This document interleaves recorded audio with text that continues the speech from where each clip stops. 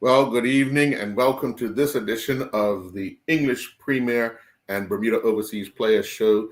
I'm your host, Earl Baston. Joining me is none other than Juggling Jason and Antoine Augustus. Well, gentlemen, it's been a weekend in England for English Premier Division. Two coaches let go right after their matches over the weekend. And then, of course, we've had a controversial sending off. We've had a derby that didn't go one team's way and a last minute goal from another team that would have excited the two of you with the result. But first, let me just run down some of the results from this weekend gone by. We'll start off with today's result. It was Bournemouth 1, West Ham United 1, Chelsea 2, Brentford 1, Southampton 0, Tottenham 5, Manchester City 1, Manchester United 2, Brighton Hove Albion 1, Crystal Palace 3, Nottingham Forest 2, Aston Villa 1, Liverpool 2, Fulham 2, Newcastle United 4, Leicester City 0, Wolves 1, Ipswich Town 2, Arsenal 0, and Everton 0. Well, gentlemen, let's jump right into the hot topic. As we all know, Wolves sacked Gary O'Neill and Southampton fired Russell Martin. Let's start off with Martin because he took over a Southampton team, brought them up. As we all know, the funding generally comes after your first season in the Premier Division. So having more funding to spruce up your team, he was between a rock and a hard place because he pretty much had players who were not in any position to challenge a lot of what they've been up against. Wouldn't you agree? Go ahead, Juggling. Personally, I think these guys are set up for a fail, man. Personally, I think the system's broken when you look at it, right? For a coach, you're rewarded are going to the top league, Yeah. but you're handcuffed in finances to even get players to even compete in the top league. Yep. And you get a run of bad results, and then you're out the door. Yeah. Mm-hmm. So you almost feel like, you know what? Let's just come third. Let's just come fourth. and I guarantee you, I could probably stay at this club for about 5, 6, 7 years. Yeah. It's unfortunate because, these teams, unless they get an owner that comes in and is shelling out all this money, what chance do you really have? Yeah. We see this year after year. The coach was so good for getting him up here. Yeah. And now he's so bad that we got to let him go. Within months. 6 months. Within months. I'm like, well, hold on. How good was he when you brought him up? Like, you gave him a new contract and everything. And it's just, he's not good enough. I'm like, well, it's... Yeah, the fans start putting up signs telling them to get the coach out and those sorts of things. And I think a lot of the business side is not understood. Yeah. The coach is trying to be a coach and also be a business person and the front line for the club. Yeah, that's basically it right there. That's just what I say. It's right now. It's just about business. Like, yeah, you're good enough. Like you said, Juggling. You were good enough for a championship. You're good enough to coach there. You're good enough to bring them up, but you're not good enough to like expectations. That's all I'm about to say. Expectations. Like, yes, you don't have the team to compete. But I guess the ownership is like, well, we don't have the team to win the Premiership, but let's try to stay in the top flight. I guess that's the expectations. Yeah. But I'm more, like I said, I'm always said it. I always believe it. Like, to me, sacking a coach, like, you have to do something terrible wrong for me to, if I'm an owner, to sack you. Like, I don't believe in sacking managers. halfway, quarter of the season. I don't like it. At the end of the season, when I can see what you've done, then we can talk. A progress report. But no, not just during the season. I just really don't believe in that. Yeah. I think both managers, before you jug, I think both managers were fired off emotion than off of what they've been able to accomplish with the players that they had on the field. It's not like, okay, Southampton lost 5-0 to Tottenham. Tottenham's Jekyll and Hyde. They're scoring a lot of goals in one half and then can't score another goal. You saw that when they beat Manchester City, they went on a tear in the second half. They beat Aston Villa, went on a tear in the second half. But in between there, if you look at it, Wolves have not been really blown away. They've created chances. They just haven't been able to stop teams from scoring. Yeah, and that's correct. Wolves. That's one thing. I don't know the coaches. The coaches that were fired. I was really shocked with that one when I read that one, because Wolves, like you said, they've been giving teams a run for their money. Yes, they lost to Ipswich. That was basically for survival or not. Yeah. West Ham. West Ham is an up and down team. West Ham can show up on a Sunday, and West Ham can not show up on a Sunday. Yeah. Everton, and Bournemouth, yes, okay, full losses, but you're coming off of you're winning off of Southampton and you're winning off of Fulham, and a draw between Crystal Palace and Brighton. I honestly, that one was, and you give City, you give City a run for Manchester City, you gave a run for your money before that. So honestly, that was right there. I didn't like, and I didn't feel that the coach should have been fired. And it's not like Wolves is not completely out. It's Wolves can still. Yeah, it's the second half of the season to go. Exactly, to still go, and they can put a little popping up step. It's almost like anybody, even if you're even in the middle of the table, you can go on a run in 5 games and be in the top 4 because although you might be in 13th, 14th, 15th, you're only 7 points from that. You know what I mean? So it's 2 or 3 results go your way, and you're right in the mix. So and it's the same thing for the relegation battle. 2 or 3 wins on the trot, or you pick up and the other teams lose, you find yourself out of that hole. But it's just trusting the process of what the coach was able to do to get you up, to get you in the position. Now the club has to support them. Yeah. And if they're not going to support him financially, then you have to support him in other ways, because clearly these teams come up and they're under strength right away, because you have some teams whose one player's salary is the entire team's weekly salary.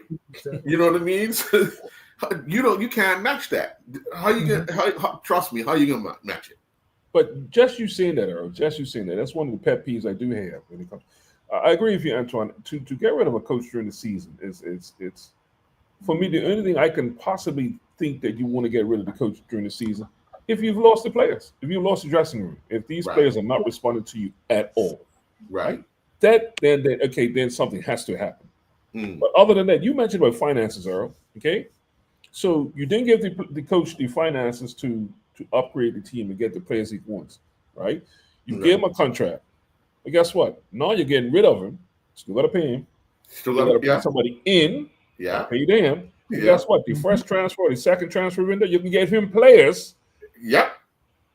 So you'll find money for a new coach and new players for this next coach coming in. For the next coach, utilized it with the current coach, which was probably asking for. And clearly, they've made these moves because the January window is coming up. So the new coach, will get. Somebody's going to be moving in January. Yeah. But it's going to be funny, Jay, because the new coach is going to get the 6 players that the old coach was waiting until January to get. I see it. I see it locally. I see it internationally. Yeah. That's just, you can say not just Southampton, but I'm gonna go to Manchester United. The same thing with Manchester United. Same team with other coaches. Other clubs. Manchester United is gonna give Amaran what he wants in January. but they couldn't give Ten Hag nothing. You see what? Come on now, and that's why I just honestly I really I've always said it and I'm continue saying it. It's not the play. It's not the management. It's ownership or it's the players. You know, but you can't fire ownership. You know. Yeah. Yeah. Earl, just to piggyback on your opening statement about coaches, I mean, well, we were just talking about how things could change in 6 months. Pep Guardiola's a real bad coach right now. He's just bad. He's the best coach in England right now. How to begin the season, he's just bad. I don't know what happened. He's bad. But if you listen to him yesterday afternoon and you listen to him today, he's almost setting himself up for the club to get rid of him. Mm-hmm. He's telling the club right now, "I'm not good enough." You know, but I think he's actually playing the media. I think he's actually taking all the attention away from players. Right? Yeah. As a coach, as a leader, I think he's took all the attention, and you've seen Mourinho do that a few times. Right. A lot of the top coaches would do that, right? Especially the what we call players coaches. Mm-hmm. They would take all the heat away from the players, because right now you can go through that whole lineup and who's actually on form. Who in Man City is on form?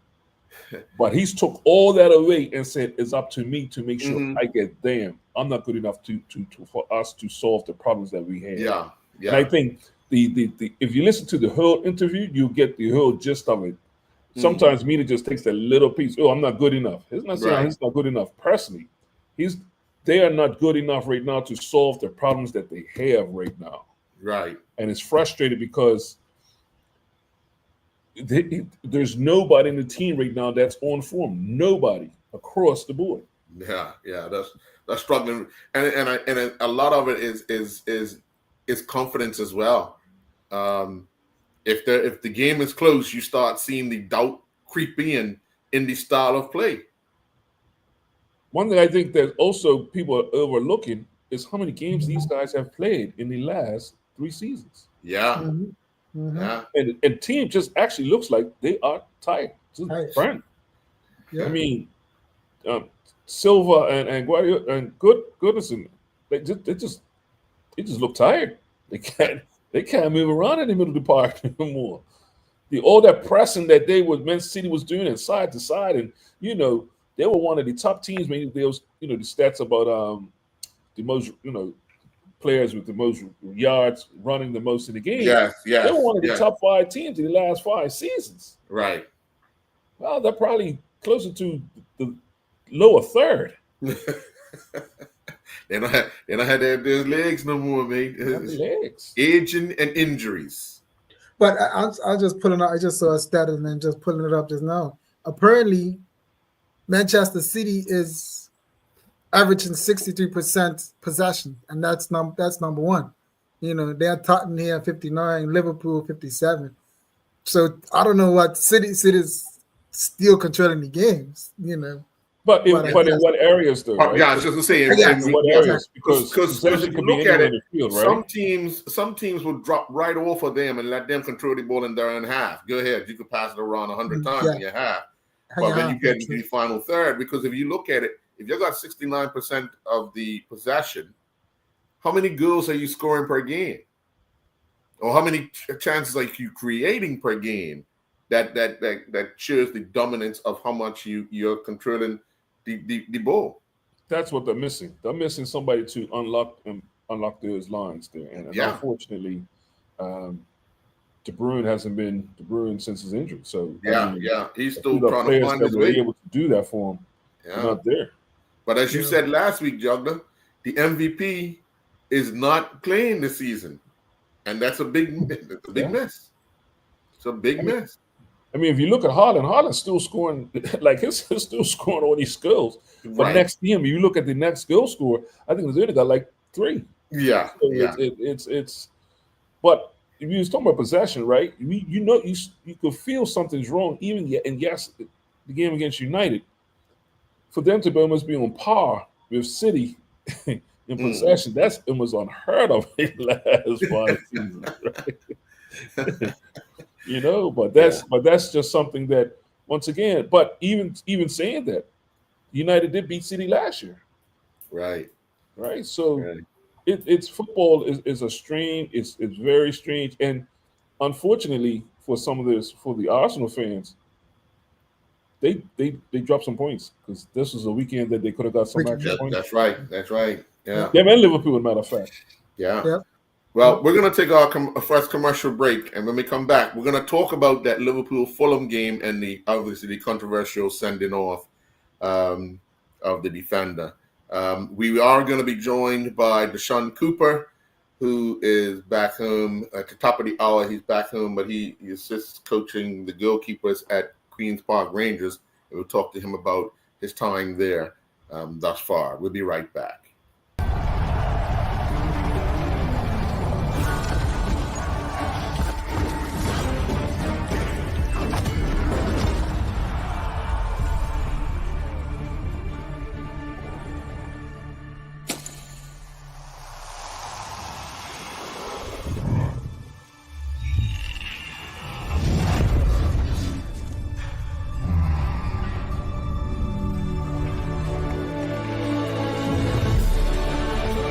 Putting down the weapons. You seen this?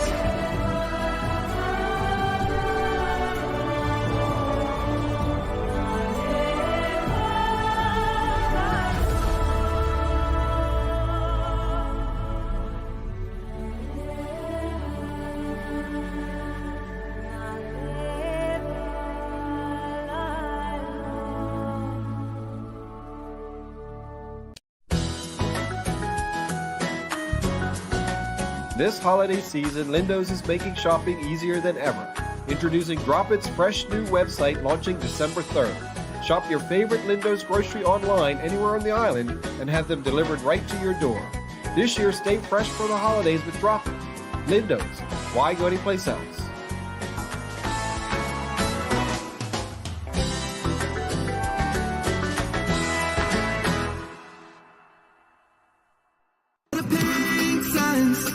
Beneath the cloud blue sky, where the ocean meets the land, and the long tail fly in Bermuda. Our hearts belong to this beautiful island. As an island, we are strong, proudly Bermudian. In every single way, from the sunrise to the sunset, and every single day for over 135 years. It's been clear, it's silence, proudly Bermudian. Bringing us men.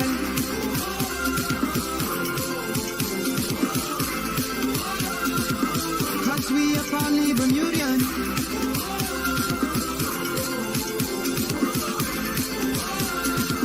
Digital is proudly Bermudian.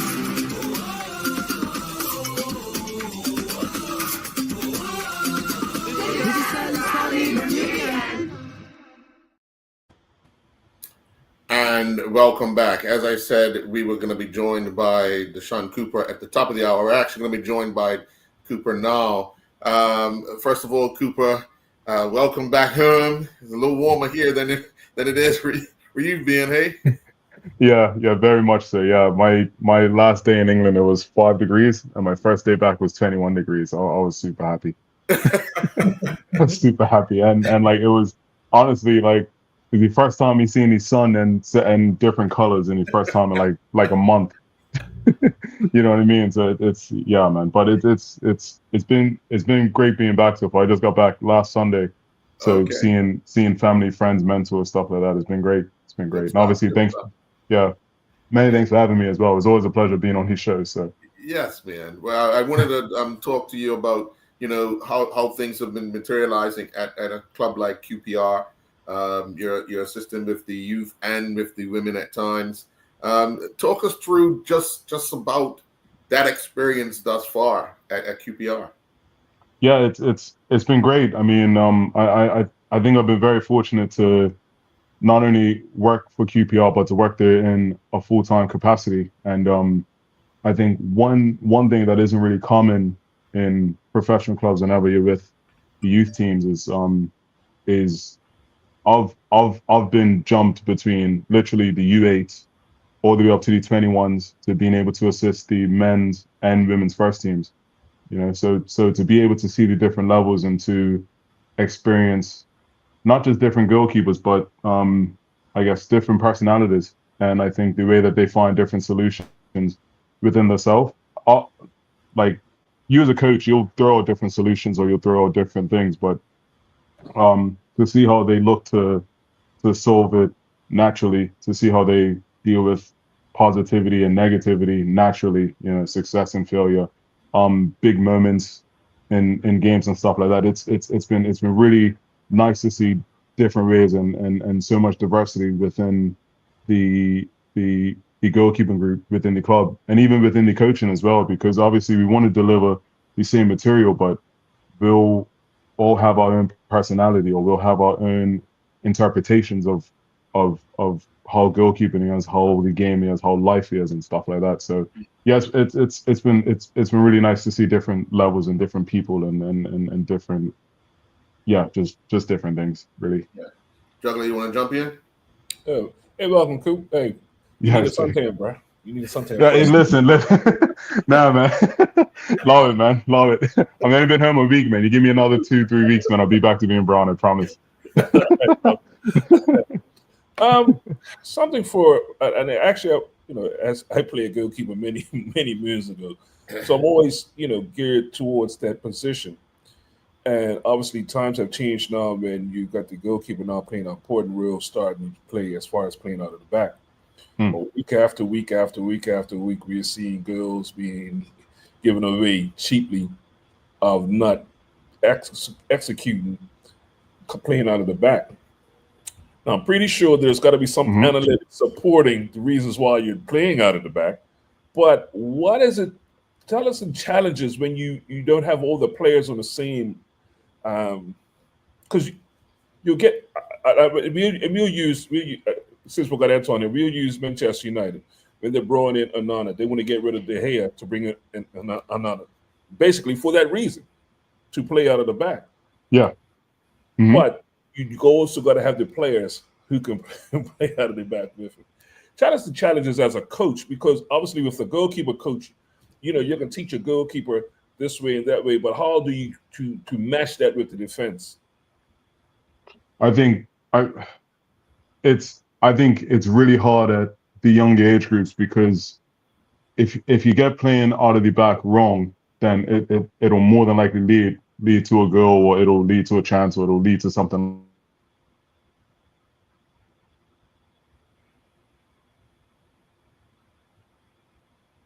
Let's give him a second.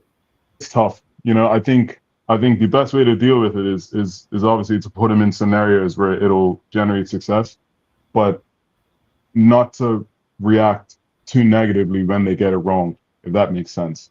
And obviously, it depends on so many things. And I think one.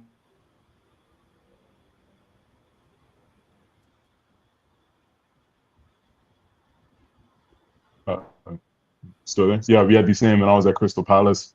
When I was in the program in Reading. You know, you have some goalkeepers that are good at playing out of the back with players that aren't necessarily comfortable, and vice versa. But I think just the way that you provide feedback and the way that you provide solutions, I think will determine whether or not they'll want to continue to try to find solutions, if that makes sense. Also, but, yeah. Also with goalkeeping, and I say this because most of the time goalkeepers, we ain't relied on our right foot or your left foot. You're a one-footed player, right? Yes, yeah, very much you so. played in goal, right? You got back here. But talk to us how important it is now that goalkeeper needs to be able to play with both their feet if you're looking at playing out of the back. Yeah, and I think even not only just playing out short, but I mean long as well, because I think it's something that Manchester City started to do a few seasons ago. And I think with Edison actually got a few assists with it. Alisson Becker got a few assists with it as well. So I think, yeah, you have to be so you have to be able to adapt to certain scenarios that are in front of you, you know. So if you're being pressed pretty high, then you have to be able to put it over. You have to be able to drive balls. You have to be able to float them so that, you know, they go certain distances, but then the ball holds up and stuff like that. You have to be able to to break line, like if you're playing through to an 8 or a 10 or even a 9 sometimes, you know. So I think you have to be able to switch it up so much, you know, and obviously just you know, with what you're saying about your left foot as well, because if you're only right-footed, then obviously the other team will know how to set up, and they'll trap you and they'll pin you, and then they'll, you know, and it'll just create a whole lot of trouble for you, you know. So yeah, it's super, it's important. Antoine, you want to jump in? Yeah. What's up, roommate? Yes, Gussie, bless your heart, bro. Um, tell me about, well, tell us about the psyche of a goalkeeper. Like, what does, like, okay, if he's 1 week, he lets in a simple goal, and then to turn around and get back into the game and try to, you know, not let a simple goal in. Like, what does a psyche, like, his psyche of a goalkeeper, like, what does he, you know, have to do? What does he process? I think, and this is something that I said last season. We launched our virtual academy, and they asked me what was the most important characteristic behind the goalkeeper. And the number one thing that I said was reality is it's going to happen. No matter who you are, it's going to happen. You're going to give the ball away. You're going to drop a cross. A ball's going to go through you. Ball's going to go through your legs, or you'll try to do something. It won't come off, and it'll lead to a goal. So I think you have to be really resilient, and I think you have to be brave, because in order to get over you making that mistake. So me, for example, my biggest weakness when I played for Crossroads, I played a little bit for Cougars as well, was defending the space. So coming out for clearances and stuff like that. And even in regards to defending the area as well. So I struggle with crosses, because to process all of that info and then to make the decision to go out and catch and punch and stuff like that. But you have to be really brave, and then you have to be resilient for when you get it wrong. So you will get it wrong. I'll never forget the first 2 games of a season when I was at Crossroads. I think we played Cougars the first game, and then we played somebody else the second game. But in both games back to back, I was at fault for 2 goals from a cross. I had misjudged the fly of the ball. I ran out, tried to catch it, ran over me, headed. Next game, try to do the same thing, and the same exact thing happened. But then you fast forward to the end of the season. I think we were up 1-0 against somebody. I can't remember who for the life of me, but deep cross, it was a free kick.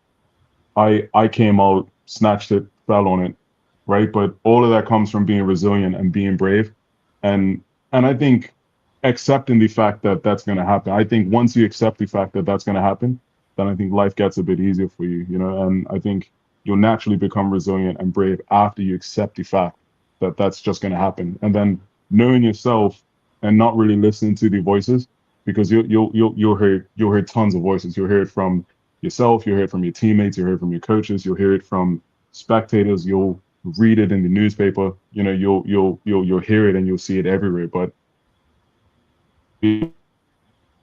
necessarily push it to the side, but to take it on board, but not to keep it on board, if that makes sense. And then to just keep being resilient and brave within sessions, and to keep trying, and to also be what's the word, to just keep being brave, because you know you're going to get it wrong, and you know that's going to happen, but to just keep trying to be better, you know. Yeah, if that makes sense. Yeah. I got another question. Yeah. You don't hear that. You don't hear a lot of teams having their goalkeepers as their captains, because I've heard that a lot of coaches don't like to use their goalkeepers as captains. Just like, for an example, Manchester United didn't want De Gea as the captain because he's not on the field. Like, what is your thoughts about that?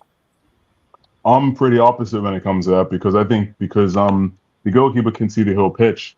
I think the goalkeeper is pretty influential when, or he can be, they can be, when they speak to the team. I think one thing that I found in recently playing, I played for Hartley Whitney a bit for the reserves, and the main reason why is because the way that I led from the back. So I never really shut up during matches, but I'm not one of those that just bark orders for the sake of barking orders. I'm one of those that I instruct or I guide, but I'm also very positive.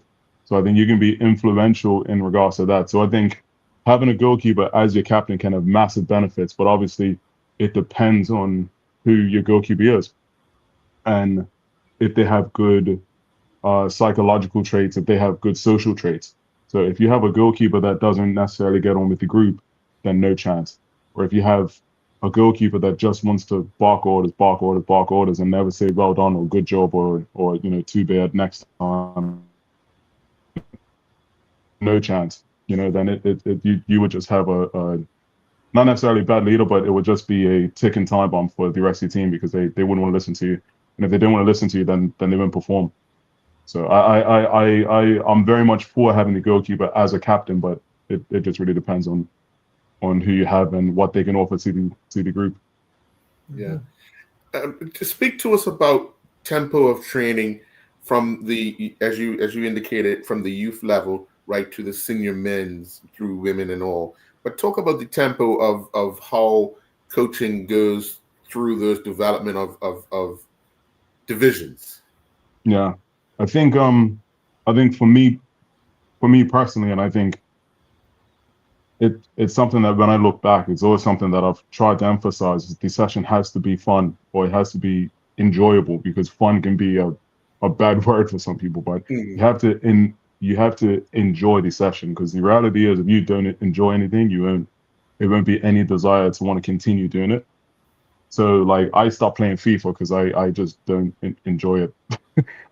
I don't enjoy the new ones. I very much enjoy the old ones, right? I stopped playing Fortnite because I don't enjoy it, right? So I think number one, you have to enjoy it, and I think within the age groups, I think that's mandatory. I think but I think when you're dealing with foundation phase, for example, if you're dealing with U8 to U12, number one, I think you have to be very patient. I don't think you can be strict in regards to techniques or tactics or whatever you want to call it, but I think you have to be strict in the way that they view training. So if they view training as something where we're just going to come and we're just going to kick about, then you have to be really strict in that regard. But in regards to technique or execution of the session or your outcomes, I think you have to be very lenient, and I think you have to be really patient for those obvious reasons, right? Like the training age is probably 1, 2, 3 years max. And I think especially for the ones that transition from 10s to 11s or 11s to 12s, where they're going from 5-a-side to 7-a-side or 7-a-side to 9-a-side, and they're going from the smaller girl to a bigger girl, I think you have to be very lenient, but very strict in how they view training. And I think the older you get, the less you have to be strict on how they view training, because very rarely do you have a 30-year-old professional that doesn't take training seriously. You know what I mean? And that's when you could be more stricter in regards to techniques. I think from 12 to 16, I think that's when you can be kind of strict with technique.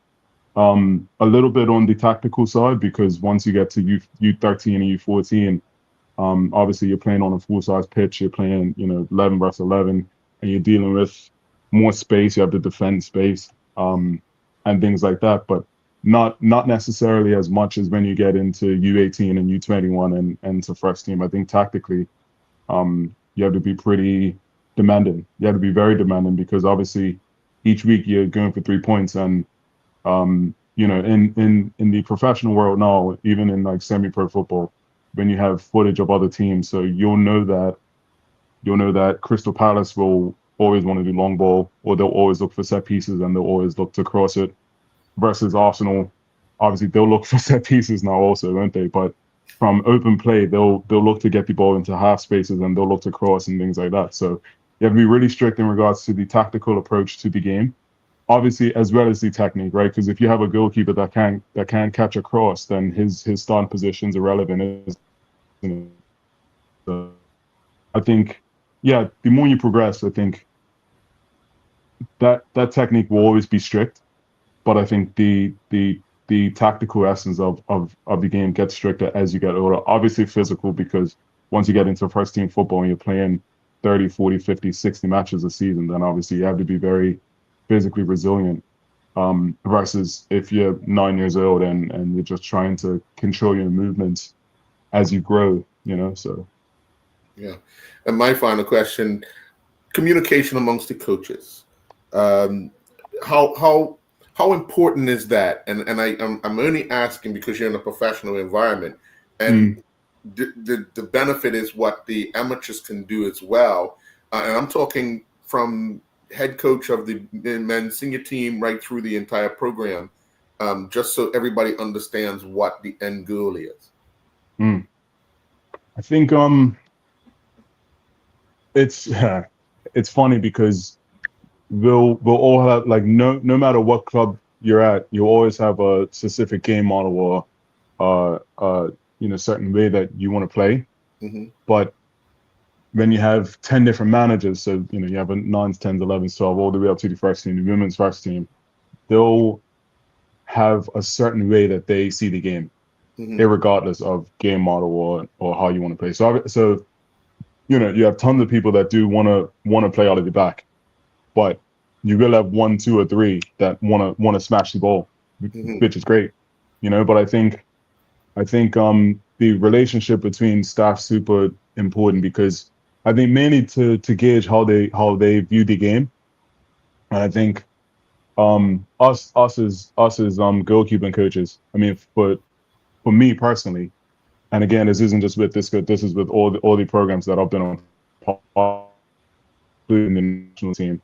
I think us as goalkeeper coaches can take head coaches' criticism too personally, and trust me, I've been part of that, like, you know what I mean? Because of course, as soon as the head coach says, "Oh, he should be catching that," of course the goalkeeping coach will be like, "No, you don't know what you're talking about. Leave him alone."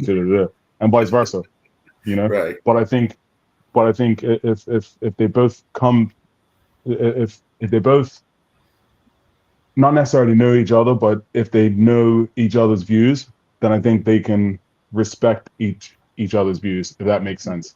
Yeah.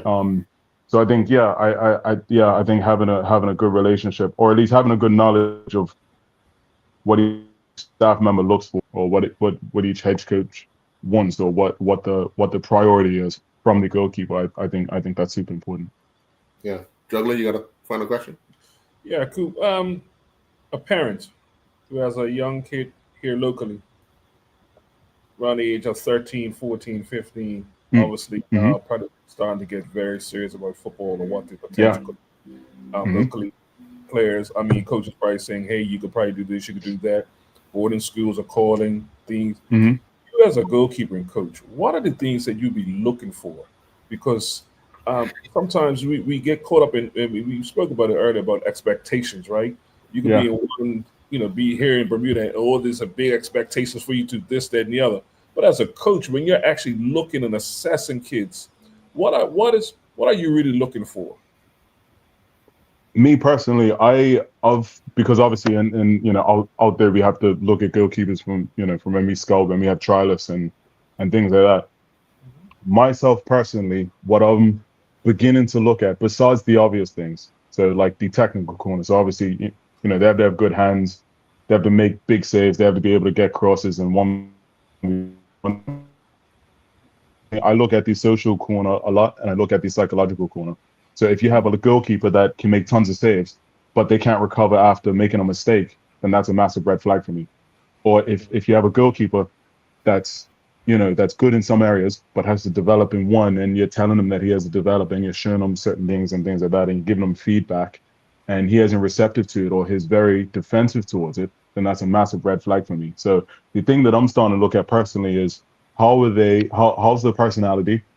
How are they socially with the group? So do they get along with other players? Do they get on with staff? Do they look for feedback, or do they shy away from it? I think, again, the number one thing for me is, are they resilient? So I'm looking at them after they make mistakes, because I think I don't want to confuse passion with not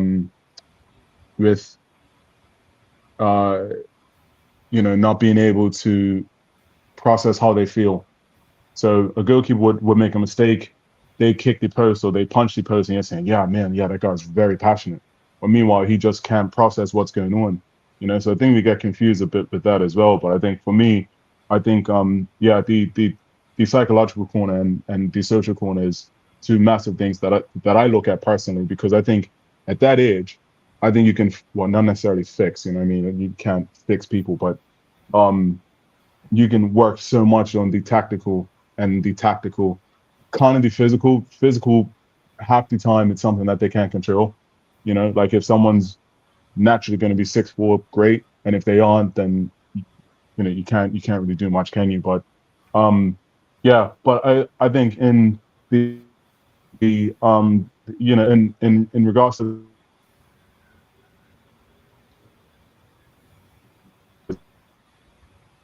make saves, to have good starting positions for crosses, and look to make clearances whenever you know, like through balls and stuff like that come by. So I think the stuff that everybody wants to see from good goalers, you know, can they make saves? Are they reliable? Can they help us score? And can they help us manage the game? And do they make the team feel safe? You know, so I think that's as simple as I can put it for someone wanting to, yeah. Antoine, you got the final question. I wouldn't say it's a question, but it's a comment. It's a little. I'm sorry, Earl, but I have to say this a little bit. I've known Cooper for a very long time. Like I said before, introduced as roommates. We've been roommates in international. You know, we've been traveling with the national team. And I say this as a fan. I say this as a fan. Bermuda, we have good coaches. We have good coaches. You have a goalkeeper coach as in Cooper right here, right now. But, and this is not my question to Cooper, this is my question to the BFA. Why are we constantly bringing in, and no disrespect to Juan, why are we constantly bringing in Juan if we have the resources here in our country that can do his job? You know what I'm saying?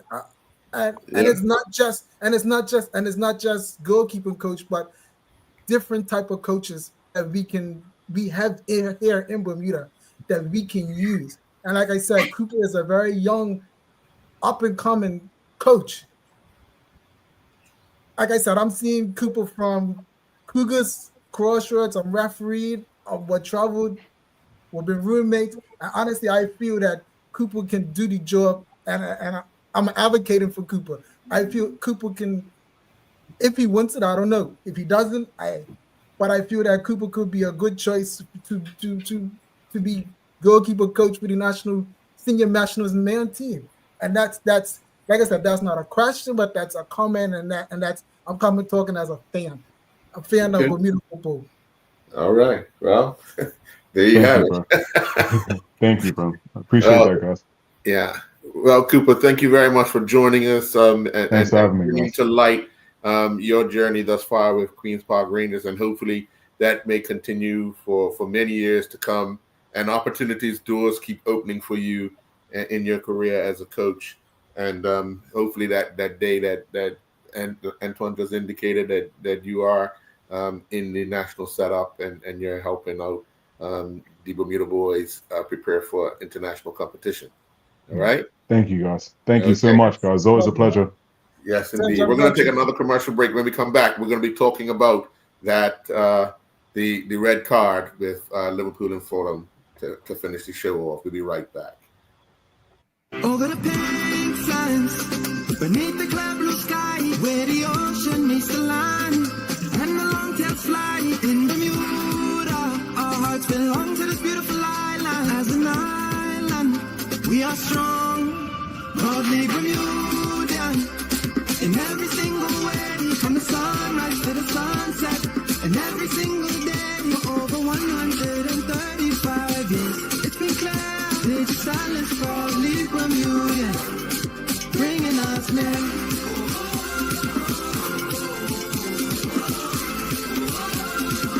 Cause we are proudly Bermudian.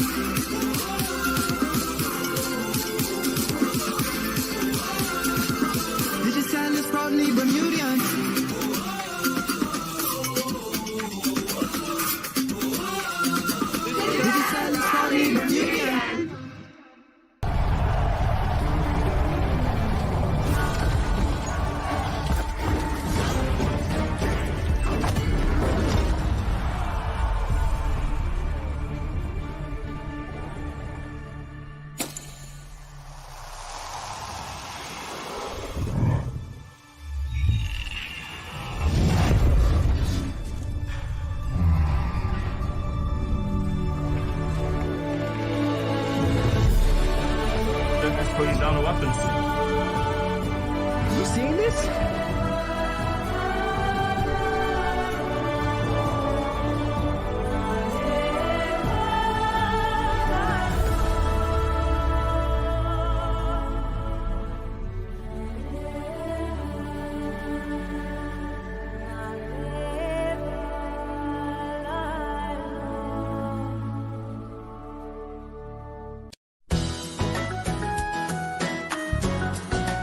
This holiday season, we gather with grateful hearts to celebrate the gifts of family, friends, and faith.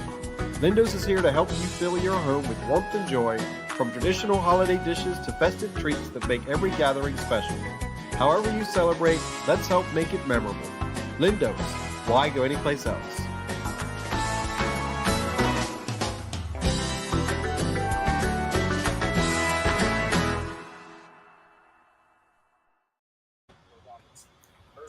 And welcome back. Well, Juggler, I know last week you talked about, and you always talked about the inconsistencies when it comes to officiating and how things always looked at in different light. I got this clip, and we'll let the clip play, and then we'll come back and we'll talk about it. Match that stirred significant debate among fans and analysts alike. Former footballer Lan Wright has voiced strong opinions regarding the controversial red card issued to Liverpool's Andy Robertson during a recent encounter against Fulham at Anfield. Wright's comments have reignited discussions about refereeing standards and the impact of officiating on crucial matches. The incident in question occurred when Robertson was shown a red card by referee Tony Harrington. Many observers, including Wright, felt the decision was unwarranted, arguing that it was a harsh punishment for what appeared to be a minor infraction. The ramifications of this decision were felt deeply by Liverpool, as they struggled to regain control of the match following the dismissal. In his analysis, Wright emphasized that the referee's decision seemed to be a significant overreaction. He stated, "That was not supposed to be a red card. It was a moment that could have been handled differently." Wright's assertion suggests that Harrington may have allowed the pressure of the moment to influence his judgment, leading to a decision that many believe was detrimental to Liverpool's chances in the match. Wright went further, suggesting that the officiating displayed a lack of fairness, which he characterized as a form of cheating against Liverpool. This statement reflects a growing frustration among fans and analysts regarding perceived inconsistencies in refereeing, especially in high-stakes matches where every decision can alter the course of a team's season. The controversy surrounding Robertson's red card is not an isolated incident. It highlights ongoing concerns about the quality of officiating in football. Critics argue that poor refereeing decisions can undermine the integrity of the game, leading to calls for improved training and accountability for officials. Wright's comments serve as a reminder of the passion and stakes involved in football, where every decision can have profound implications. As the debate continues, it's clear that incidents like the one involving Andy Robertson will remain a focal point in discussions about the sport. Lan Wright's strong stance underscores the need for greater scrutiny of refereeing decisions and the broader impact they have on teams and their supporters. For Liverpool, the hope is that such contentious moments become less frequent, allowing the players to focus on the game rather than the officiating. Well, let's go to the referee. Juggler. Let's go to the referee. Please. I don't know if you watch Sky Sports, where they have a show where a former referee evaluates and talks about cards issued and talking points of games, and he indicated that the referee did get this one wrong, where he said that the Liverpool player, first of all, had a bad touch. He didn't see the player coming from the backside of him where the player got the touch of the ball. Yes, he agrees it was a foul. It would have been a yellow card and not a red card decision. Your take on just that talk? I agree with him. You know, it's you can. I'm gonna go to just the Manchester United when Bruno it's basically the same tackle as what Bruno did on I believe it was, I can't remember who he tackled. It's the same thing, and Bruno didn't get caution at that. Um, but it's hard as a referee. You know, it's hard to make calls like that, and sometimes I have to. I don't like how pundits or commentators would say like um, referees try to destroy games or referees destroy games. We do our best. Like referees do their best. You know, we don't just think about okay, let's what we can do to destroy this game. Like what I see Liverpool's on top. Liverpool is not going to win today, so let's destroy it. Like no, we don't sit in the change room and you don't discuss the fact that Liverpool or anybody. Yes, we do discuss that. Yes, it's a top table clash, and yes, that we should be on our P's and Q's, and yes, we got to look out for Salah because the fact that Salah's a very attention seeking player or something like that. I'm yeah, the red card. Yes, red was very harsh. To go back to this play, red was very harsh. Yeah. Juggler, your thoughts? Yeah, I agree with everybody that's saying it. I mean, you know, the main thing that comes out of the law book, and I'm surprised Antoine didn't mention it because you know he is the referee here, but it denying a player of a good opportunity, right? And that's basically what that comes down to, right? For the straight red, right? But then again, to the defense of to the referees, it comes down to sometimes interpretation too of what they actually see, of looking at, you know. And once again, we're all human, right? So, I mean, it's something that I'm always saying that these things will balance itself out. The only issue I have, and I'll keep saying that, is the repercussions, right? The repercussions of that particular red card, that Liverpool is a totally different game. That who knows? It could probably come down to a title, right? Yeah. When you look at dropping 2 points, where they feel they may have dropped 2 points if they would have had the whole team. Well, that might pay. You know, that might be something at the end of the season.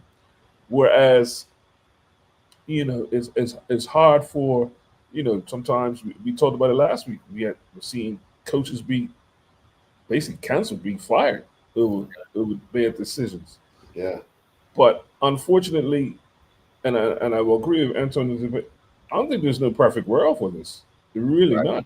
It's not. Because as much as people want to, you know, think VAR is one particular person or whatever, no, it's a few referees and they're trying to agree with something. It's amazing when you hear people talk about VAR and VAR. I'm like, well, no, it's not just one person there. There's a group, right? Multiple people looking at the same thing. So they are coming with a general consensus. Well, this what had happened before, you know. So, but I always see it week after week because money is involved. Because money is involved, gambling is involved, and you see it even more. It's coming into more pregame shows. It's coming to more. You see it all over the place in the broadcast. They're not gonna back down with the money that's coming in. The players back down with the money that they're getting paid. But in saying that is, I think that is really making the job for the referees 10 times harder now because the expectations to get everything spot on. Yeah. It's refereeing it's a job that we need. But you gotta have thick skin to deal with it. There's no, you know. I honestly, I like I said, I done it for over 20 years, and trust me, people still come to me like, how you do it, like how you did it, like what I have to do to be a referee, blah blah blah blah, and thick skin. You got a thick skin, block out, and basically understand the laws of the game correctly. And that's another thing, like you said, juggling. Referees also have a split second to make a decision. You know, we don't have the referee in the middle or the AR on the side doesn't have the privilege like the VAR. Like we have to make that decision like that and go with it. Yes, VAR is helping us now, but sometimes VAR referees don't know and don't understand or not getting it or taking so long to make that decision because it's hard. If I remember I ran away with Tashawn to a tournament, and one of the instructors he said to us, for an example, for offside, sunlight or no sunlight. Basically, if you can see sunlight or if you can't see sunlight, if you can see something, then you call it. If you can't, you don't call it. You know what I'm saying? So it's yeah, it's all I can say is basically it's a 50-50 chance. I remember Earl was telling me one time talking to him, it's 50-50. One team's gonna like your code, another team's not gonna only like your 50%, mate. You know what I'm saying? And you blow your whistle, only 50% of the Only people's gonna like 50% you. of people that's gonna like you. Exactly. And that's the fans and the other team and the That's team. right. So honestly, and that, like I said, like you said, it might come down to a decision as far as Liverpool not winning the league because of the fact that they drew that or they got that point. Yes, it's all money. It's a money situation. It's a money thing, and the referees have to do what they have to do. They have to be fit. They have to basically know the laws of the game and understand the laws of the game. It's not just show up on a Sunday, Saturday, and just say I want to referee or I want to run the line. You have to know the laws of the game. And I'm not. Right. This is not referee's corner, but I'm sorry. You have to know that. You have to know. Sure. I want to do a quick rundown of the Bermudians that are over in the UK. We're going to start with Sean Girdle picking up his second win as the interim coach for Aston Villa's women. Last week he was in charge of the team when the manager was let go, and they picked up a win there. And then this week they picked up a 3-1 win over West Ham United. He seemed to change the team's fortunes, Juggler. Well, that happens, Earl. Pretty much. Yeah. Yeah, I mean, for sure, it obviously it's something that is just. I'm pretty sure he's, been around the players enough to know what they can do, what they can possibly do. Sometimes it's just pulling that button, pressing that button to motivate this person and that person, or it could be just the opposition. So it's, but in the English, it's a long season, so yeah, it's just a matter. It's just managing. You're doing so much more managing. Not only time, you're managing players, you're managing attitudes, you're managing games, you're managing, atmosphere. It's a lot more managing, and that's something that he will tell you all about when he comes back. I promise you. Yeah. Just a quick thing. Earlier you were talking about, because we were talking about coaches, you were talking about unless the coaches lost the locker room, and that's what was happening at Aston Villa. The coach had pretty much lost the locker room. He was pointing fingers at certain females in the team and publicly criticizing them about appearances and so forth. He kind of lost the dressing room. So, but that's something that's, and then I think, once again, I think we keep thinking, even our leaders, right? And the coach is a leader, right? Yeah.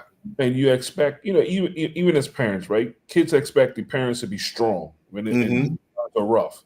As a leader, you expect your leader to be strong when times get down, right? But sometimes the leader has a breaking point too. Yeah, right? yeah. And could do things very hold on. Is he all right? Like, it's because that's not his character, right? Right. Everybody has a breaking point. Yeah. And I mean, without hearing the whole context of what led up to this in the last 3 months, maybe, I don't want to say, That's what, because sometimes we just look at an incident. Right. Okay, well, what took him there to say that? What took him there? You know what I'm saying? Most of these decisions are not done overnight. No. Yeah, he didn't wake up. He didn't wake up that morning just to say that. Yeah. Right. And sometimes it could be home, it could be family, it could be, so many different variables. And I think sometimes we lose, as fans, the sight of the human side of the player or the human side of the coach. Yeah. Well, Antoine, I was glad to see Coho has made his way back into the Chorley team after suffering an injury at the National Sports Center in Bermuda, one of Bermuda's last home games. He's been out since, but he's now back and was substitute in his team. But they went down 1-0 to Hereford, and we all know about Hereford because that's the team that Meshach Wade and Kenton Jennings played for some years ago.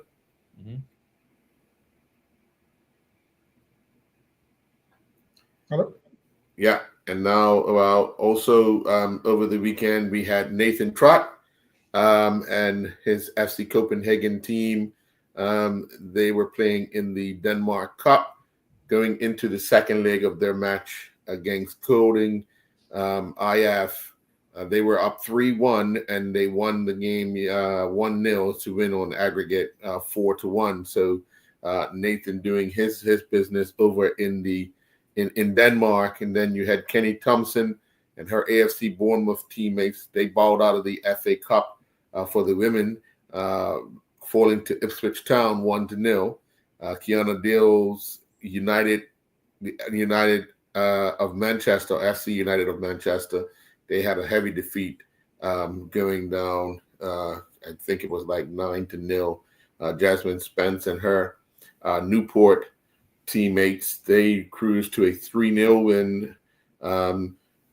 Jasmine's usually on the score sheet, but she didn't get on this weekend. But it's still a good result for them. And then you had Tashayla Birch Waldron playing for Sutton United in the women's FA in the Isman Cup. They drew 2-2, and then Sutton would win 9-8 on kick from the penalty mark. 9-8. That's a lot of penalty kicks. Juggler, what you think? 9-8? That's sudden death, isn't it? Yep. Yeah. Keep a lot of ink in the pen to keep marking X's and O's in it. A goalkeeper took a penalty in that. That was it, Yeah. They were getting close to that. They were getting close to that with What is it? If any goalkeeper takes a penalty before an on-field player, the player needs to look at themselves. Yep. Not necessarily. You're telling me you didn't take a penalty before some of those players on the field when you was playing the game? I say jokingly because some people just don't have the nerve, and that's something that you got to have nerve. And that's most goalkeepers are fearless anyway. They just it's something, and I say that because it's something that Cooper was talking about earlier that night. We talk about it for a lot of sports, even when we talk about cricket and other things.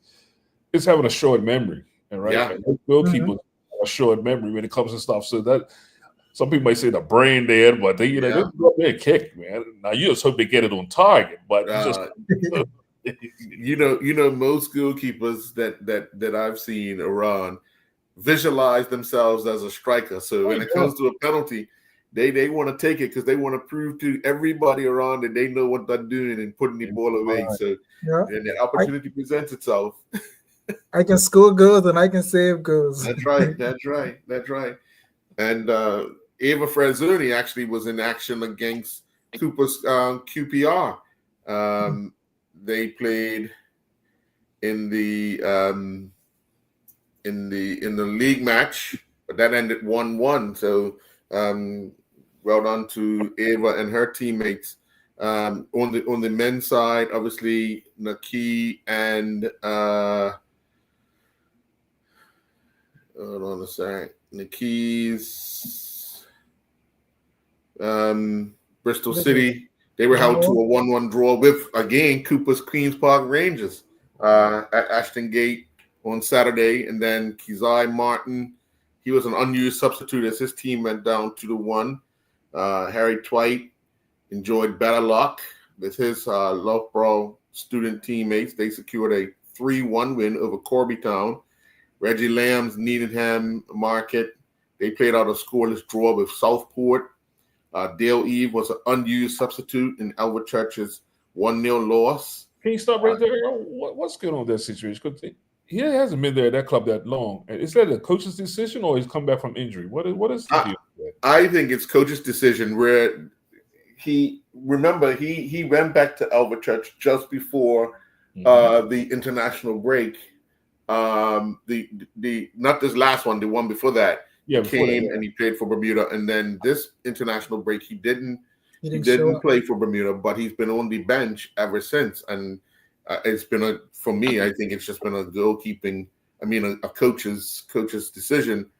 He did play one cup game midweek, but that was the only time in the last 5 games he's only played once. And last night in another show we had the national coach on, and I asked him about is he worried that his number one goalkeeper is currently not playing where everybody else is? Yeah, and I'm pretty sure he said yes. Yeah, oh yes, he said yes. I mean, I'm worrying. Yeah, me too. Honestly, me too. I'm worried too. That's what I was just That's a number one goalkeeper, and he's not getting game. I don't care how much training you do. You need live game situations. Yeah. So he hasn't really played since the last, not like I said, last international break. Yeah. October. Or the break before this last one. Yeah. Well, we had Norrie Scott sent off for Lansing in their 4-1 defeat to Ramsgate. Justin Donowa and Brackley Town, they had a 2-1 win over Chester FC. Milan Butterfield, his team went down 2-1 to FC United of Manchester. And Kane Critchlow and his Chelmsford Ford City teammates suffered a 3-2 defeat. Willie Clemens would score in his team's 2-0 win over Waltham Abbey, and that's Felix Stowe and Walton. So he had a successful weekend, but that's the rundown of the Bermuda overseas players that took part this weekend, and hopefully we'll get more out there doing the thing in coming months. Yeah, I just hope that, like you said, Dale Eve, I hope he gets more minutes. He gets playing some time to play in between the sticks. That's our number one goalkeeper, and he's not getting no minutes. So that's a scary sight right there. Mind you, we don't play until March. I'm assuming. So still got time, but with time goes fast. Correct. And we want to make sure that he's in a position to actually be part of that team, because that the Honduras game is a vital one, and we're going to need all hands on deck for that one. So, correct. Yeah. And trust me, after losing the Dominican Republic, significant like that, you'd think that train Mr. Finley was gonna need him. No disrespect to Detroit Bell. Yeah. So yeah. Well, I think like I said, our boys, we're doing. I've said it before and I'm gonna say it again. Well done to our boys overseas and female. That bringing Bermuda, showing Bermuda and showing the world that Bermuda has great football players, and it's not just the key wow. It's everybody that's out there that's trying to, show them that we can do something. Yeah, definitely. You want to end with something, Juggler? I apologize, guys. I put me the wrong charger. Actually, I want to go back to something, Earl, and Yeah. there's a story here. We was talking about referees and interpretation. So Earl, you may not know Earl, but when we have some of these international games here locally, and I'm up in the booth with doing the sound, but I'm up in the booth with sometimes about 2 or 3 referees in the booth watching the game. Uh-huh.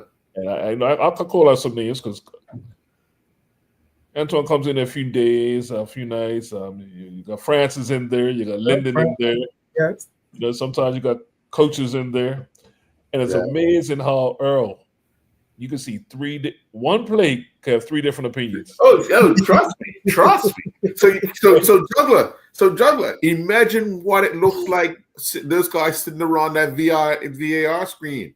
And that's the point I'm making is interpretation. You hear this, Lord, no, but it comes under this one, or it comes under that one. Yeah. And I'm saying, we're all a million miles away. How you guys get to see all of this?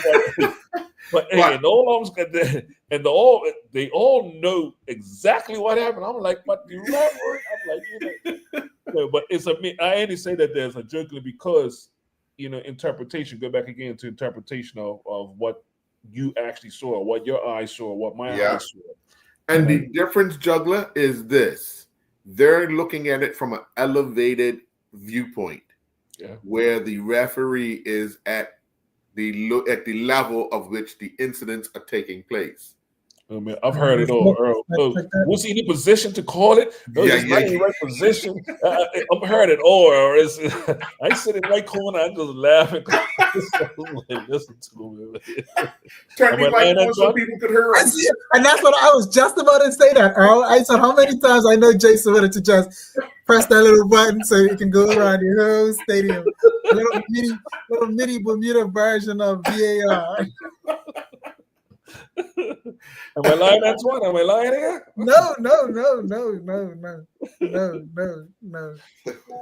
But all I can say, whatever happens up National Stadium stays up National Stadium. I'll keep your mic off. I make sure I keep the mic off for you guys. He'll have these shakes next time. Should I press that button up? Just click that button up. I have one little thing before we walk away. Like I said, a small little thing. What do you guys think about Manchester United leaving Rashford and Garnacho at home? Like, because I don't know if you heard what the whole source say of what they're saying, that the coach is saying, the performance in training, the performance on the pitch, how they're dressing, how they basically interact with the teammates, stuff like that. Like, what do you think about that? Because to me, I feel that Amara, what he's doing is basically same thing that Ten Hag was trying to do, and then also Garnacho coming out saying that the team got leaked. The team lineup got leaked from they're saying from his brother. I think from an outsider looking in, I think the coach is sending a message to everyone and giving them an opportunity to change the behavior. Only 11 guys could play, only 16 people could be in the squad. I was kind of really surprised because I think if you look at the consistency of Rashford scoring goals on a regular basis since the new coach has been there, hey, I was kind of confused, but he's made his statement that it's not just in the games that is concerned about. He wants all-rounded players. Maybe you guys have a different view because you're into that. You're into United a little more. So, Juggler. To be honest with you, before Juggler, I'm sorry, Juggler, but before apparently he's done this before. He's done this. He's done this with Shaw, I believe. He's done this with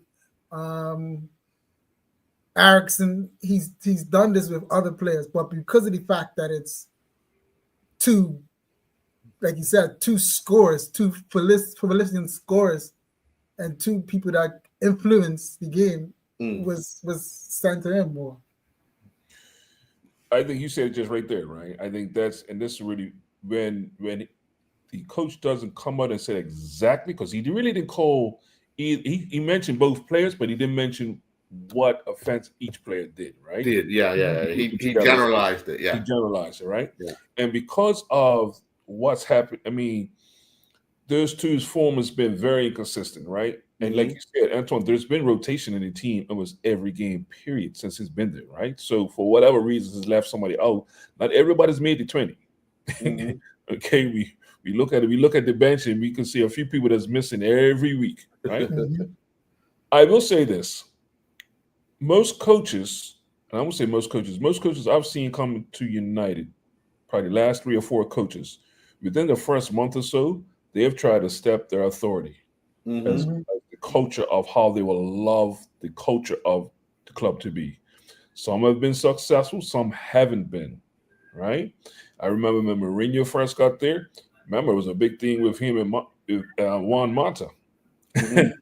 Because when Juan Mata played for Chelsea with him, but when he was playing United, initially he wasn't getting back. And he said, well, if you're going to be in my team, you're going to have to defend too, even at the age Mata was. Mata was becoming one of his reliable players, you know. When Ten Hag got there, him and Ronaldo. I mean, we all know that's soccer, right? Right. Yeah. I think any new coach going in, I think that is their time to actually try to get that across. Now, me personally, where's the leaders? Where's the leaders of the clubs? Yeah. You know, where's the leaders? I know we have a captain, but once again, sometimes the leader's not always the captain either, you know. Right. Yeah. Yeah. You know, so I think it's when you're looking at somebody like Rashford, he's been there long enough. He's come through the ranks. He should know what that should be like. But he's one of the highest paid players we have. So I without knowing all the information, I'm just thinking as far as the coach is concerned, the coach wants a certain culture. You know, well, Errol, we talking about NFL, but what was the Tom Kaufman when he coached the Giants? Oh yeah. He said if you're 5 minutes early for a meeting, you're late. You're late. That's right. Yeah. Yeah. That's right. And a lot of players couldn't take to it. It's like, what are you talking about? I'm 5 minutes early. No, you're late. Yeah. You know, so every coach has a different way how they want to run their staff and their players. But like I said, this is probably the opportune time for him to do that. Yeah. Yeah. Well, yeah. Can it backfire? Of course it can backfire. If he loses the clubhouse, he'd be going. So. Yeah. It worked out for him really well yesterday because they were able to beat Manchester City. Yes. What if they didn't beat? What if they didn't beat Manchester? If they didn't, that would have been the talk. Never know. You dropped those two guys. Right. We would never know. Yeah. Well, we're coming up to the bang end of the season for England football because come next week there's 3 games on the trot. You know, Boxing Day. Well, first you got Saturday, then you got Boxing Day, followed by another Saturday, and then New Year's Day, and then following another Saturday. So it's a lot of football. And if Manchester City are looking tired now, imagine what the next 2 weeks will look like, especially if they continue with the rock they're in. Yeah. I've got a question for you guys. Hopefully we can make a question every week. Who's the surprise team this week? What was the surprise result this week for you guys? For me,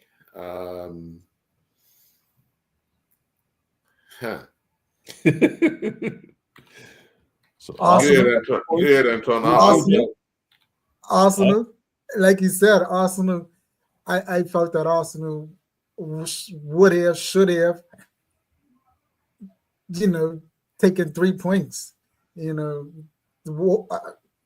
That was the chance to catch up to Liverpool. That was the chance to, show something that they're gonna go for the league, and it wasn't. It didn't happen. So I don't. Arsenal was the most shocker that I would say. For me, Juggler, I think it was the Newcastle Leicester City result, 4-0 to Newcastle. As you guys know, Leicester City have the former interim manager from United in there, and to give up 4 goals in his third game, yeah, I think that was the shocker for me. Shocker for me, and I hear what you're saying, Antoine, but I didn't really put much stock in title race in December. In December, yeah. It sounds nice for media, but I don't put much in. Yeah. The shocker for me was Tottenham 5-0 at halftime. At halftime, yes. Halftime. Yeah. Well, 1-0 after what? A minute? That for me, where did that come from? But like I said, they play out of the 90 minutes, they play a 45 minutes that's unbelievable football, and then for another 180 minutes, they look like they because if you look at it, that display was similar to what they done against Manchester City. Manchester City. It was similar to what they done in the second half against Aston Villa. Yeah. But then in between all that, the coach is about to be fired because they're not getting results. Yeah. Well, put it this way, they have Liverpool on Sunday. Yeah. So that might be interesting there. Sure. They'll come out with that. They'll come out with that. Tottenham will come out with that. Okay. What do you think City's gonna do against Villa? Villa's gonna beat them. At Villa. Villa's gonna beat them. Villa's gonna look at that game like they have the what are they in Europa, or they're in Champions League, right? Yeah. And they're doing well in Champions League. So in Champions League, not in league. I know. If they look at this game as a Champions League game, hey, you never know. They might just put a little fool in them. Yeah. All right, final question for you guys from me. Okay. Out of 3 teams who are in the top 10, give me 2 of the teams you think are going to drop out. I'll give you 3 teams. Nottingham Forest, Bournemouth, and Villa. Which 2 teams you think is going to drop out of the top 10? Because there's 3 teams, well, at least 2 of them are barely ever in the top 10, and one's always hovering at 10. Bournemouth. That's one. Who else you think is going to drop out? Out of those 3, I say Bournemouth and Villa. Bournemouth and Villa. You think Nottingham Forest can hang on? Yeah. Name 2 stars in Nottingham Forest's team. They're playing as a team. Not really, because somebody's scoring a lot of goals, and that's Chris. Yeah. But the team are helping them get those goals. Well, who else is scoring besides Wood? I think Nottingham Forest is that Aston Villa this year. Nottingham Forest they might survive top 4. They might be in Europe, but they might have things. So I'm not. But Jason, I'll turn your question around, because all 3 could possibly stay in the top 10. And I feel all 3 could probably drop out too. That's why. The second half of the season we will have. That's why I said that, because when you look at teams like Newcastle's at 12, Brentford's in 11, Tottenham's at 10, United's at 13, West Ham at 14. Somebody's going to make a charge out of those teams. Somebody's going to make a run. Yeah. Look at it. Even Fulham at 8, and Fulham's having a good season. Yeah. Well, like you said, it's Manchester United 13, 22 points. Newcastle 23 points. Yep. Bournemouth 23, Tottenham 23. Brighton 24, Fulham 24, Aston Villa 25. Well, 13 to 7 is 3 points. Right. Yeah. 3 points. So like I said, there's 3 teams could drop out of that top 10 in one weekend. But we will know for sure in 2 weeks' time, and when we come into January, after all this football that's got to be played, we'll know very soon. Yeah. Let's keep an eye on that. All right, definitely. Well, guys, thank you very much for joining. We'll be back next week with another edition of the English and Bermuda Overseas Footballers Roundup. Have a nice night, gentlemen. Here, guys. Yes.